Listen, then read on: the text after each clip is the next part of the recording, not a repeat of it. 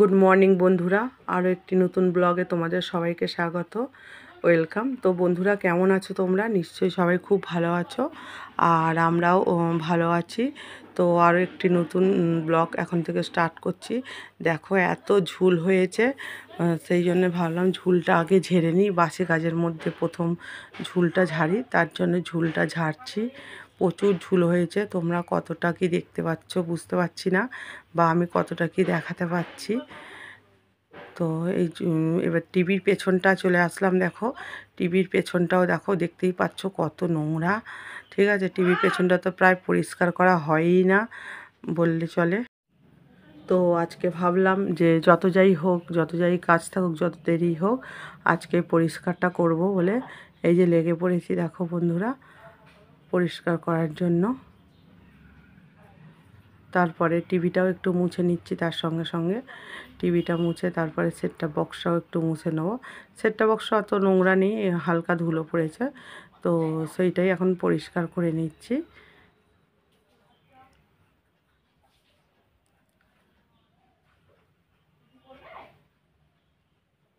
তারপরে দেখো বন্ধুরা, এই যে টিভির এই দিকটা চলে আসলাম, ওই দিকটা হয়ে গেছে পরিষ্কার।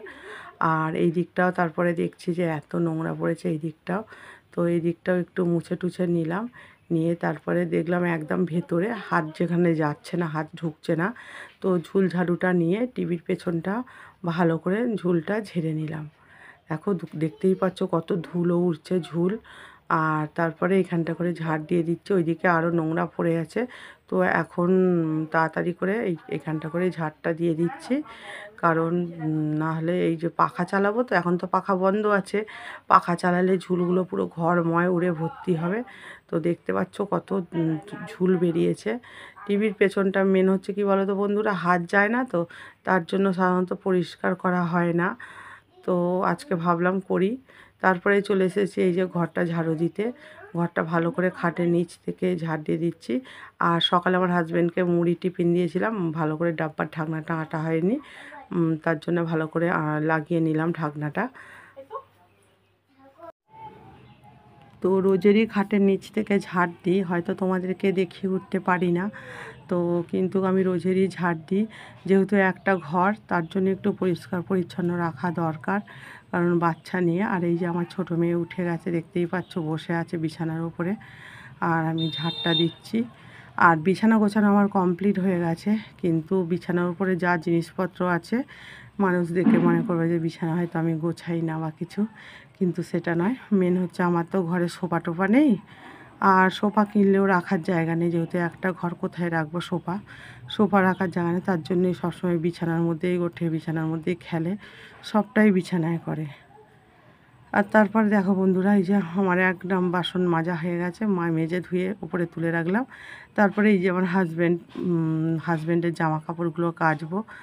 এত কাজ করেও কি বলো তো বন্ধুরা, যখন বলে যে কি কাজ করেছে ও বাড়িতে বসে, কাজ কি খাওয়া, রান্না করা, খাওয়া, শোয়া ছাড়া, তখনই কষ্টটা হয়। যে ওরা যেহেতু বাইরে কাজ করে, হ্যাঁ, টাইম মতো টাকা পায়, কিন্তু তার জন্য ওদের কাজের দাম আছে। কিন্তু আমরা যেহেতু সংসারে কাজ করি, টাকা পাই না, ঠিক আছে, তার জন্য আমাদের কাজের কোনো দাম নেই, কাজের কোনো মূল্য নেই। তো এই আর কি ব্যাপার।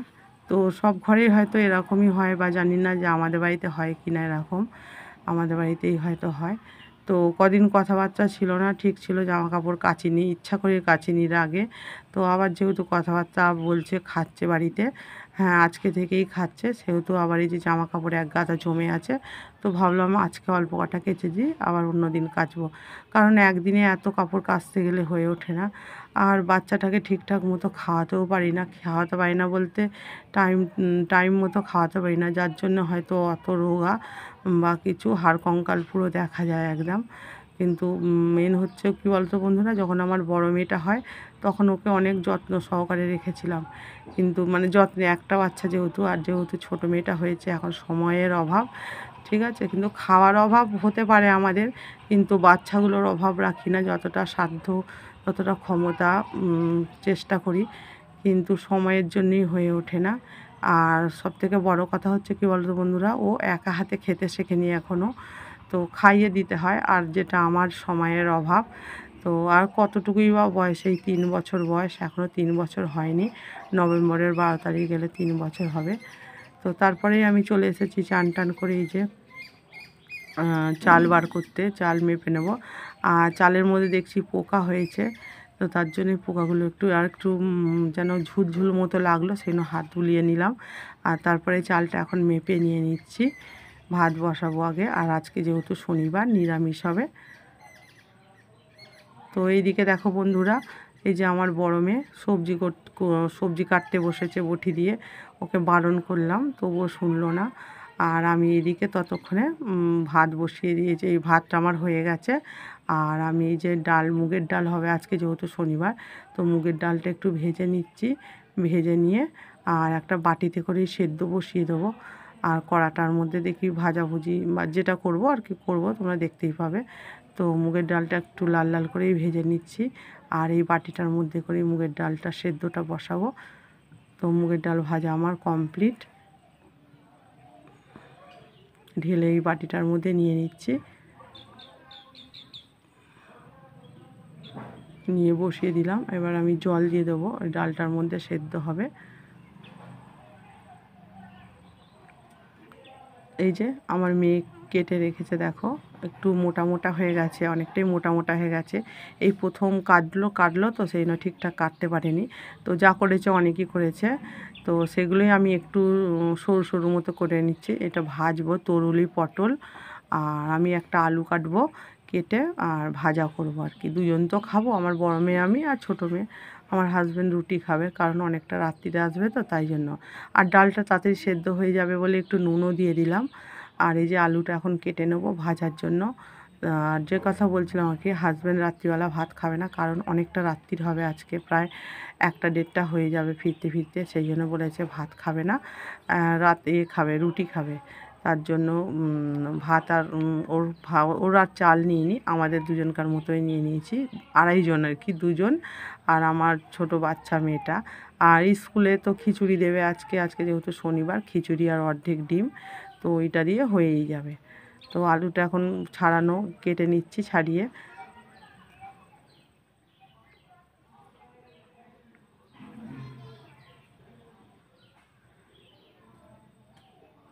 আর ডালটা দেখো বন্ধুরা, ওইদিকে ডালটা ফুটে গেছে, পুরো সেদ্ধ হচ্ছে। তো যেহেতু সোনা মুগ ডাল বলেই দিল, কিন্তু ডালটা হতে বেশ অনেকক্ষণ সময় লেগেছে, জানি না কি ডাল দিয়েছে। আর তারপরে আমি অপর গ্যাসটা জ্বালিয়ে নিচ্ছি, নিয়ে কড়াইটা বসিয়ে দিচ্ছি। বসিয়ে এখন ভাজাটা বসাবো। তো তার জন্য আমি সর্ষের তেল ভাবছিলাম দেব, কিন্তু না, তারপরে মনে পড়লো না, সর্ষের তেল নয়, পাঁপড় ভাজবো। তার জন্য ওই যে রিফাইন তেলটা দিলাম। তো রিফাইন তেলে পাঁপড় ভাজি, তাহলে দেখতে বেশ ভালো হয়, সাদা সাদা হয় আর বেশি ফোলে। আর এই পাঁপড়টা যে আমার দিদি দিয়েছিল, বোম্বে থেকে পাঠিয়েছিল, সেই পাঁপড়টাই হচ্ছে আর কি। তো আজকেই লাস্ট ফিনিশিং। আর মাকেও একটু দিয়েছিলাম এই থেকে। আর পাঁপড়গুলো দেখো বন্ধুরা ভেজে নিচ্ছি। একটু কড়াই মনে হচ্ছে ভাজা হয়ে গেল, একটা দুটো লাল লাল হয়ে গেছে। তো যেগুলো লাল লাল দেখছো ওগুলো অতটা মানে খুব একটা লাল হয়নি, কারণ ওইতে একটু লঙ্কা গুঁড়ো মেশানো আছে, ঝাল ঝাল। আর সাদাগুলো দেখতে পাচ্ছ, ওইটা শুধু নুন দেওয়া আছে, ঝাল নেই। আর তারপরে ওই তেলের কড়াটার মধ্যেই আমি দিয়ে দিলাম, ভাজাটা বসিয়ে দিলাম। ভাজাটা ভেজে নেবো, তারপরে পরে যদি প্রয়োজন হয় আর একটু সর্ষের তেল দেবো। তো তারপরে আমি নুন দিয়ে দিচ্ছি, আর হলুদ গুঁড়ো দিয়ে দিচ্ছি। হলুদের প্যাকেটটা ঢালা হয়নি, এর মধ্যেই রেখে দিয়েছি, কারণ বর্ষা ছিল, ভেবনো ফুটে যাচ্ছিলো বলে, তার জন্য আমি প্যাকেটেই রেখে দিয়েছি। তো আজকের এই রান্না, তো একটু সর্ষের তেল দিয়ে দিচ্ছি, কারণ তেলটা একটু কম কম হয়েছে মনে হচ্ছে। আর ভাজাতে একটু বেশি তেল দিয়ে না ভাজলে যেন কেমন কেমন লাগে, মনে যেন কাঠখোলায় ভাজা হয়েছে। তো দেখো ভাজাটা আমার মোটামুটি হয়েই গেছে। এবার ডালেও একটু হলুদটা দিয়ে দিলাম, নুনটা দিয়েছিলাম অল্প করে, আর পরে আর একটু নুন দিয়ে দেবো। নুন আর একটু দিয়ে দিলাম। কিন্তু কী বলো তো বন্ধুরা, মুগের ডালে নুনটা আজকে খুব চড়া হয়ে গেছিলো, দুবার করে দিয়েছি যেহেতু, তো নুনটা বেশি হয়ে গেছিলো। তারপরে ভাজাটা তুলে নিলাম, নিয়ে এবার ডালটা আমি ফোড়ন দেবো, তার জন্য সর্ষের তেল দিলাম। আর মুগের ডাল সেহেতু মানে ভুলে গিয়ে আমি গোটা জিরে না দিয়ে 5 ফোড়ন দিয়ে দিয়েছি। তো চলো 5 ফোড়ন দিয়ে আজকে, আর শুকনো লঙ্কা ভেঙে একটা দিয়ে দিলাম, কারণ বেশি দিইনি, যদি ছোটো মেয়েটা খায় তাহলে ঝাল লাগবে, তার জন্য। তো ডালটা ঢেলে দিলাম। দেখো ডালটা টকবক করে ফুটছে। কড়াটা এমনিতেই আগে থেকে অনেকটা গরম হয়েছিল। তো ডালটাও আমার হয়ে গেছে। তো ডালটা এখন আমি নামিয়ে নিচ্ছি।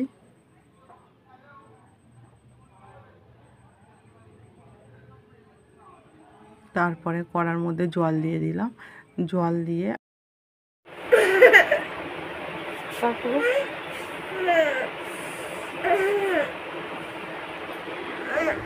হ্যালো বন্ধুরা, গুড নুন। এখন সময় হচ্ছে 2:25।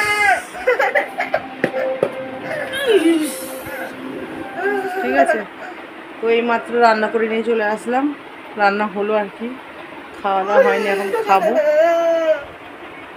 আর মেয়েটা দেখো খাবে না, রান্না করবে এখনো। ক্যারাম বাটি নিয়ে বিছানায়, দেখো বিছানার অবস্থা দেখো, দেখতে পেয়েছো বিছানার অবস্থা। কেউ বলবে না যে আমি বিছানা গোছাই, সবাই ভাববে হয়তো বাসি বিছানায় পড়ে আছে, কিন্তু তা না। বিছানাটা রোজেরই 3 বা 4 বার গোছানো হয়, তার সত্ত্বেও এইরকম অবস্থা হয়ে থাকে। সবসময় বিছানার উপরে অত্যাচার করে, তার জন্য। ঠিক আছে, তো সবাইকে গুড নুন। তোমাদের খাওয়া গেছে বন্ধুরা? নিশ্চয়ই সবাই হয়ে গেছে, বেশিরভাগই হয়ে গেছে হয়তো খাওয়া দাওয়া। আমরা শুধু বাকি আছি। তো আজকে যেহেতু শনিবার, ঠিক আছে, তো কি রান্না করছি চলো আবার দেখিয়ে দিই। তোমাদের দেখিয়েইছি, তবুও লাস্ট ফিনিশিং কেমন হলো দেখতে, তার জন্য দেখিয়ে দিচ্ছি। চলো বন্ধুরা, আজকে হচ্ছে ভাত তো হবেই, ভাতটা না হলে হবে না। তারপরে হয়েছে যে মুগের ডাল, ঠিক আছে, আর হয়েছে আলু, তরুলি, পটল ভাজা। তো এই যে আলু, তরুলি আর পটল ভাজা, এটা আমার বড় মেয়ে কেটেছে। আর তার সঙ্গে আছে ওই যে পাঁপড়, প্লাস্টিকের মধ্যে রেখেছি, না হলে নরম হয়ে যাবে।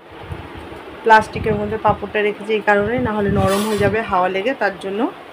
আর আমার মেয়ে সবজিটা যে কেটেছে, বড় মেয়ে, কারণ আমি আলুটা শুধু কেটেছি, তোমরা দেখতেই পেলে আলুটা কেটেছি। আমার মেয়ে পটল, তরুলি আর কি রে লঙ্কা, কাঁচা লঙ্কা, এগুলো কেটেছে। তো আমি কাটতে দেবো না, বললাম যে হাত কেটে যাবে, বটি দিয়ে ও জোর করে কাটবে বললো। তো বললাম কাট সাবধানে, আস্তে আস্তে করে। তো তার জন্য কেটেছে, একটু মোটা মোটাই কেটেছিল তরুলিটা, তার জন্য আমি একটু যেগুলো পেয়েছি আর কি, একটা দুটো একটু সরু সরু করে নিয়েছি। তোমরা দেখেইছো, তোমাদের সঙ্গে শেয়ার করেছি। তো চলো বন্ধুরা, এবারে খেতে দিয়ে দিই। বাচ্চা দুটোর খিদে পেয়ে গেছে, আমারও খিদে পেয়ে গেছে সত্যি বলতে। চলো আবার পরে আসছি। তারপরে দেখো বন্ধুরা, চলে এসেছি সন্ধেবেলা নয়, এখন ঠিক রাত্রির মানে 9টা নাগাদ বাজে, 9টা সাড়ে 9টা বাজে। তো এই কাপড়গুলো গুছিয়ে নিচ্ছি, কারণ সন্ধ্যে থেকে একদম টাইম পাইনি, তো তার জন্য তোমাদের সঙ্গে দেখাও করিনি। তো এখন আসলাম, এই যে কাপড় চোপড়গুলো গুছিয়ে নিচ্ছি। কাপড় চোপড়গুলো দুদিন ধরে পড়ে আছে, গোছানো হয়নি, গোছানোর টাইম পাইনি। আর এই গুছিয়ে এই যে স্ট্যান্ড ফ্যানটার মাথার মধ্যে রাখছি, কারণ বিছানার মধ্যে রাখবো না, কারণ পুজো টুজো করা হয় তো কাপড় পরে। আর বিছানা তো কারোরই ভালো নয়, মানে বিছানায় চলে না আর কি, তার জন্য। তো স্ট্যান্ড ফ্যানের মাথাটার উপরেই রাখলাম, যেহেতু স্ট্যান্ড ফ্যানটা আছে এখানে। আর এবার শীতকাল পড়ে যাচ্ছে, স্ট্যান্ড ফ্যানটা ভালো করে মুছে মাছে প্লাস্টিক দিয়ে নতুন ঘরে রেখে দেবো আর কি, এটাই আর কি। তো কাপড় খুব একটা বেশি ছিল না, কয়েকটাই ছিল। মানে আমার একটা কাপড়, ব্লাউজ, ওড়নাটা, আর মেয়েটার দুটো। হ্যালো বন্ধুরা, এখন সময় হচ্ছে 11:30। এখন ঘড়িটা দেখে নাও।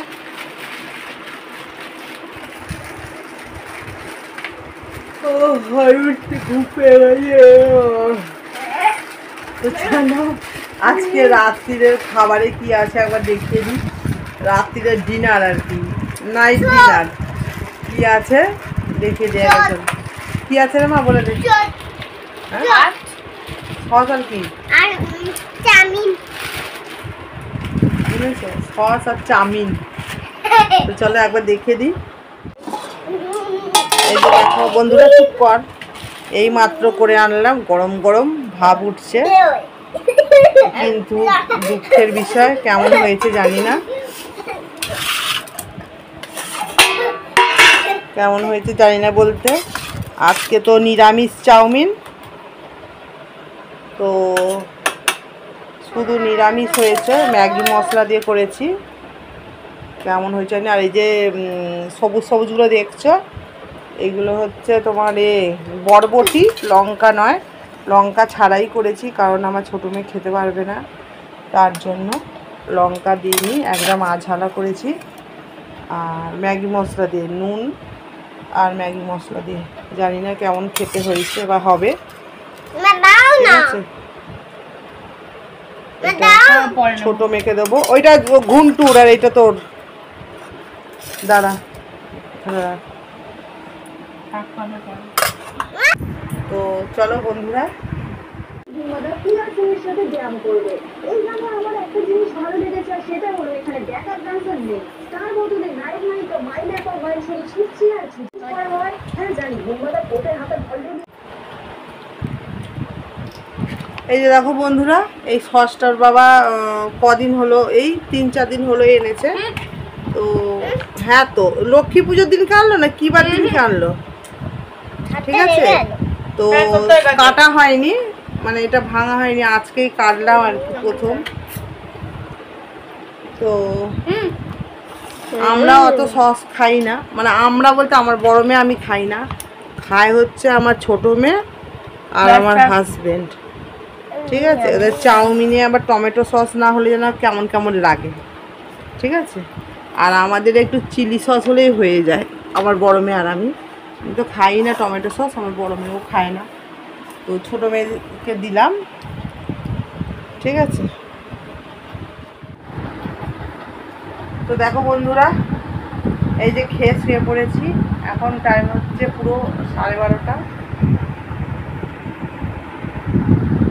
12:30 বাজে।